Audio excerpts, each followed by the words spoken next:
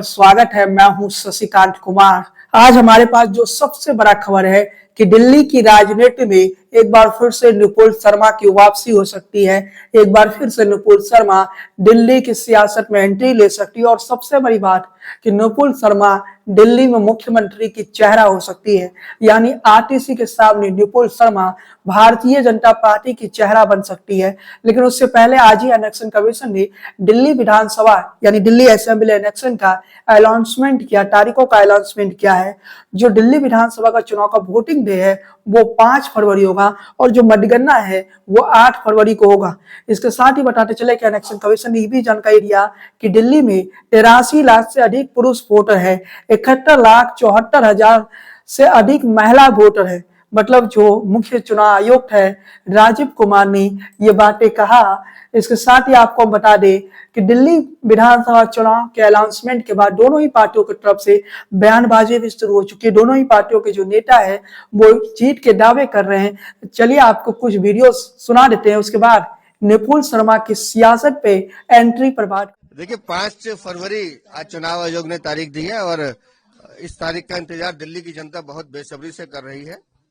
5 तारीख को दिल्ली के 1,55,24,858 मतदाता दिल्ली का बेहतर दिल्ली का और एक सुंदर दिल्ली बनाने का संकल्प लेंगे और 8 फरवरी को दिल्ली में भारतीय जनता पार्टी की सरकार बनेगी और आपदा सरकार जाएगी, भाजपा सरकार आएगी। क्या कुछ बातचीत हुई? देखिए पार्टी चुनाव की तैयारियां पूरी कर चुकी है। सभी कैंडिडेट हमारे फील्ड में काम कर रहे हैं और दिल्ली की जनता भी चुनाव के लिए तैयार है।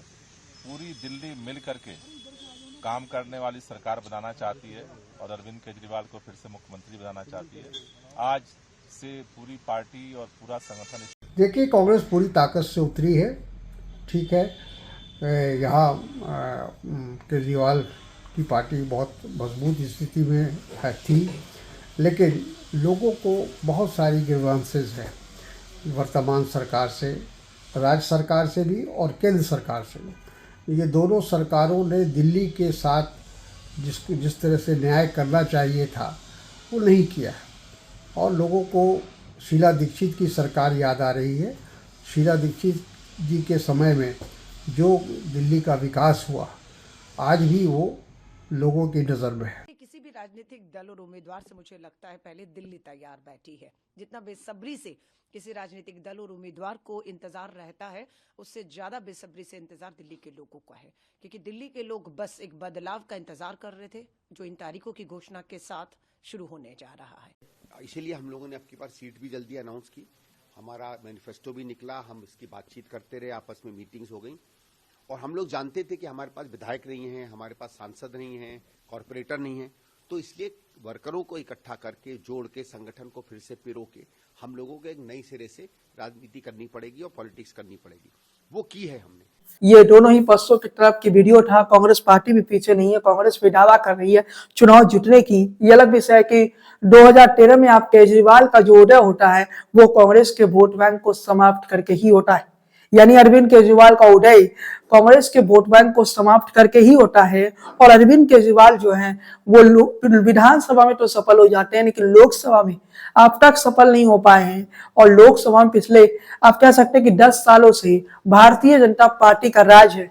2014 से 2024 के बीच 3 लोकसभा चुनाव हुआ। इन तीनों लोकसभा चुनाव में भारतीय जनता पार्टी ने कामयाबी हासिल किया। इस दौरान 2 विधानसभा का चुनाव भी आया 2015 और 20 का। उन दोनों विधानसभा चुनाव में भाजपा को कोई कामयाबी नहीं मिला।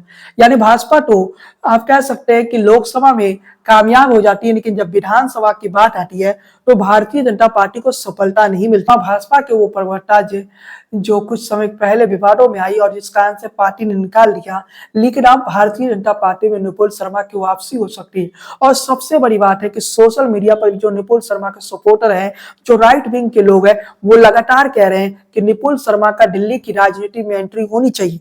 लेकिन इस दौरान मैं एक और महत्वपूर्ण विषय पर बताना चाहता हूँ कि भारतीय जनता पार्टी भी क्या ऐसा सोच रही है। के हवाले से ऐसी खबरें हैं कि भाजपा भी ऐसा सोच रहे कि निपुण शर्मा को भले ही चुनाव न लड़वाया जाए, लेकिन 2025 के विधानसभा चुनाव में निपुण शर्मा को कोई ना कोई पद दिया जाए, वो किसी प्रत्याशी के प्रचार करती नजर आए। ऐसी कोशिश भारतीय जनता पार्टी की तरफ से हो सकती है, लेकिन सोशल मीडिया पर जो निपुण शर्मा के सपोर्टर है, उन लोगों की डिमांड है कि निपुण शर्मा को दिल्ली की मुख्यमंत्री कैंडिडेट घोषित करना चाहिए। लेकिन इन सवालों के बीच में सबसे बड़ा प्रश्न ये, क्या निपुण शर्मा को भारतीय जनता पार्टी दिल्ली में मुख्यमंत्री के चेहरा बनाने जा रही है? क्या भाजपा इतना बड़ा कदम उठाने जा रही है? क्योंकि निपुण शर्मा के जो सपोर्टर है, वो लगातार ये डिमांड कर रहे हैं कि निपुण शर्मा को भारतीय जनता पार्टी को मुख्यमंत्री के कैंडिडेट बनाना चाहिए, और ये लगातार डिमांड हो रही है। तो क्या भारतीय जनता पार्टी उन तमाम समर्थकों की बातें सुनेगी? क्या भाजपा उन तमाम लोगों की बातें सुनेगी? भारतीय जनता पार्टी अरविंद केजरीवाल के सामने निपुण शर्मा को खड़ी करेगी।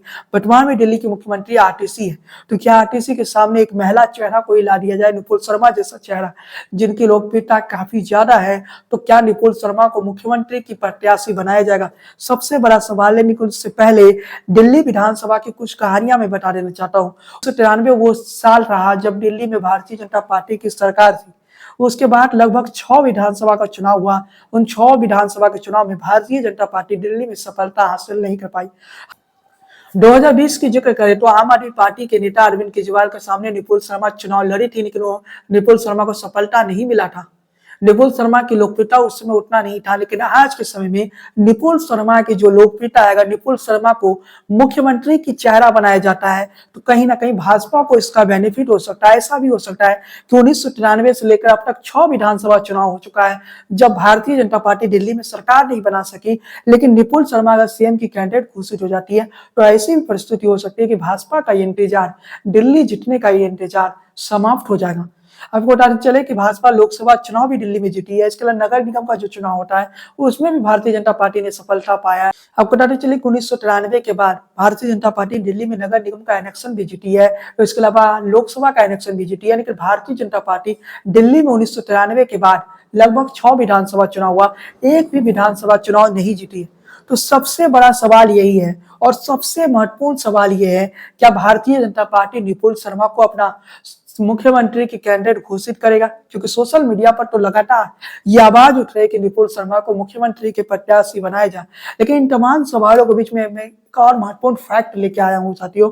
भारतीय जनता पार्टी दिल्ली में लोकसभा चुनाव तो लगातार जीत रही है, लेकिन विधानसभा में जो शिकन भारतीय जनता पार्टी को लगातार मिल रहा है, उससे भारतीय जनता पार्टी बच नहीं पा रही है। आखिर क्या कारण है? क्योंकि भारतीय जनता पार्टी पिछली, आप कह सकते हैं कि 6 विधानसभा चुनाव में हार का सामना करना पड़ा। सुषमा स्वराज भी 7 दिनों या 8 दिनों के लिए मुख्यमंत्री बनी थी, लेकिन उसके बाद शीला दीक्षित बनी। 3 बार लगातार शीला दीक्षित का राज रहा, और शीला दीक्षित जब हटी तो अरविंद केजरीवाल का दौर आया। इस बीच में इन 6 विधानसभाओं में भारतीय जनता पार्टी ने 2013 में शानदार प्रदर्शन किया, 31 सीटों पर आया, और उस समय Bharatiya Janata party number 1 party बनी। लेकिन नंबर 1 पार्टी बनने के बाद भी भाजपा उस समय सरकार नहीं बनाया। उसके बाद से आम आदमी पार्टी पूर्ण बहुमत की सरकार बनाने लगी। उसके बाद भारतीय जनता पार्टी को कोई मौका नहीं मिला।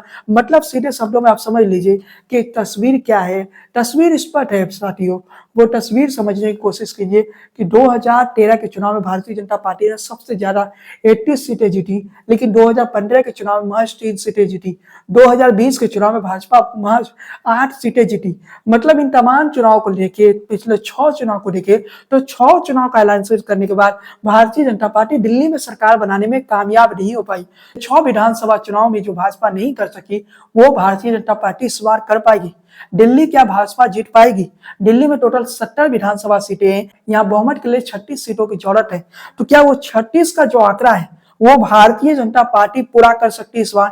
क्या भारतीय जनता पार्टी 40 सीटें भी ला देगी? अगर 40 सीटें ला देगी तो भारतीय जनता पार्टी की सरकार ही बन जाए। अरविंद केजरीवाल दिल्ली के मुख्यमंत्री बन रहे हैं, तो क्या अरविंद केजरीवाल के उस चक्रव्यूह को भारतीय जनता पार्टी तोड़ सकती है? क्या भारतीय जनता पार्टी करीब, आप कह सकते हैं कि 3 विधानसभा कांग्रेस का समय और 3 विधानसभा आम आदमी करता है, आम आदमी पार्टी के तरफ चला गया। यानी 30 सालों से भाजपा ने दिल्ली में सत्ता का मुंह नहीं देखा। 30 सालों से भाजपा ने दिल्ली में विधानसभा चुनाव नहीं जीता।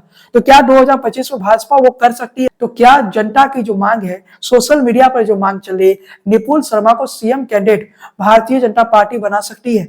तो सबसे बड़ा सवाल ये, तो साथियों, आपको क्या लगता है, क्या निपुण शर्मा दिल्ली में भाजपा के मुख्यमंत्री की चेहरा बनेगी या फिर नहीं? आप अपना जवाब कमेंट बॉक्स में जोड़ दीजिए। इसके साथ ही आज के इस वीडियो को समाप्त करते हैं।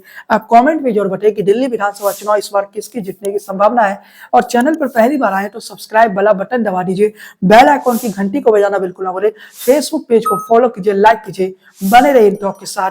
जय हिंद, वंदे मातरम।